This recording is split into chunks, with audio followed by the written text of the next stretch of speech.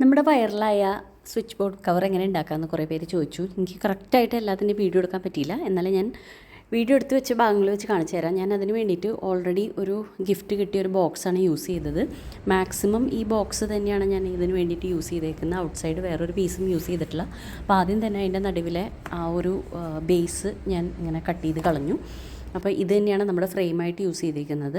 എന്നിട്ട് ആ കട്ട് ചെയ്ത പീസ് ഞാൻ 2 പീസസായിട്ട് 2 പാനൽസായിട്ട് കട്ട് ചെയ്തിട്ട് അതിൽ എനിക്ക് വേണ്ട ഡിസൈൻ ഞാൻ ആദ്യം പെൻസിൽ വെച്ച് വരച്ചിട്ട് ഞാൻ പെയിൻറ്റ് ചെയ്യുകയാണ് ചെയ്തത്. ഇതിന് വേണ്ടിയിട്ട് ഞാനിപ്പോൾ യൂസ് ചെയ്തേക്കുന്നത് ഒരു പിച്ച് വൈ പെയിൻറ്റിങ് റെഫറൻസാണ്. അപ്പോൾ പിച്ച് വൈ പെയിൻറ്റിങ് അറിയാലോ, നമ്മുടെ താമരയും കൗസുമാണ് പിച്ച് വൈ പെയിൻറ്റിങ്ങിലെ റെഫറൻസ്. അപ്പോൾ അത് ഞാൻ ആദ്യം പെയിൻറ്റ് ചെയ്തു.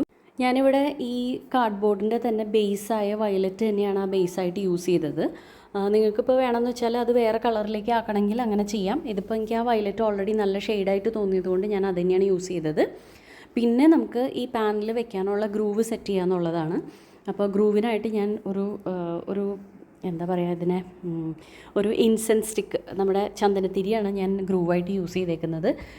ഈ പാനൽ ശരിക്കും ഇച്ചിരി കാർഡ്ബോർഡ് ആയതുകൊണ്ട് നമുക്ക് അത്രയും സ്ട്രോങ് ആയ ഒരു ഗ്രൂവ് മതി.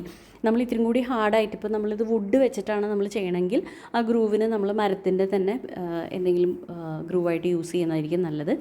ഇതിപ്പോൾ കാർഡ്ബോർഡ് ആയതുകൊണ്ട് ഞാൻ ചന്ദനത്തിരിയാണ് വെച്ചേക്കുന്നത്. അപ്പോൾ ആദ്യം നമ്മുടെ ഫസ്റ്റ് ഗ്രൂവ് സെറ്റ് ചെയ്തതിന് ശേഷം നമ്മുടെ ഫസ്റ്റ് പാനൽ അതിൻ്റെ മുകളിൽ ഫിറ്റ് ചെയ്യുക. അത് കഴിഞ്ഞിട്ട് നമ്മൾ ഇതിൻ്റെ മുകളിൽ നമ്മുടെ അടുത്ത പാനൽ വെച്ചതിന് ശേഷം അടുത്ത ഗ്രൂവ് സെറ്റ് ചെയ്യുക. അപ്പോൾ ശരിക്കും നമ്മളുടെ ഈ 2 പാനൽ അങ്ങോട്ടും ഇങ്ങോട്ടും ഈസി ആയിട്ട് മൂവ് ചെയ്യാൻ വേണ്ടിയിട്ടാണ്. അപ്പോൾ ഞാനിവിടെ നമ്മുടെ വൈറ്റ് ഗ്ലൂ ആണ് ഫിക്സ് ചെയ്യാൻ യൂസ് ചെയ്തേക്കുന്നത്. നിങ്ങൾക്ക് വേണമെന്ന് വെച്ച് കഴിഞ്ഞാൽ നമ്മുടെ ഹോട്ട് ഗ്ലൂ വെച്ചിട്ടും ചെയ്യാൻ പറ്റും.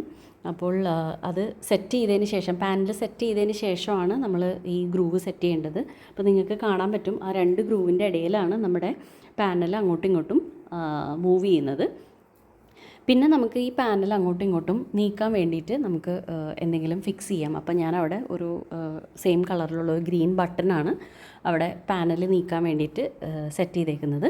പിന്നെ ഈ ബാക്കി വന്ന കളഞ്ഞ ബാക്കി പീസസ് വെച്ചിട്ട് ഞാൻ അതിൻ്റെ ആ ഒരു ഗ്രൂവ് സെറ്റ് ചെയ്തേക്കുന്നത് കാണാതിരിക്കാൻ വേണ്ടിയിട്ട് ഒരു റെക്റ്റാങ്കുലർ പീസ് ഞാൻ ഒട്ടിച്ചെടുത്തിട്ടുണ്ട്. ആ ഒട്ടിച്ച ഭാഗം കാണാതിരിക്കാൻ വേണ്ടിയിട്ട് ഞാൻ അവിടെ സെയിം കളറിൽ വയലറ്റ് പെയിൻറ്റും കൊടുത്തിട്ടുണ്ട്.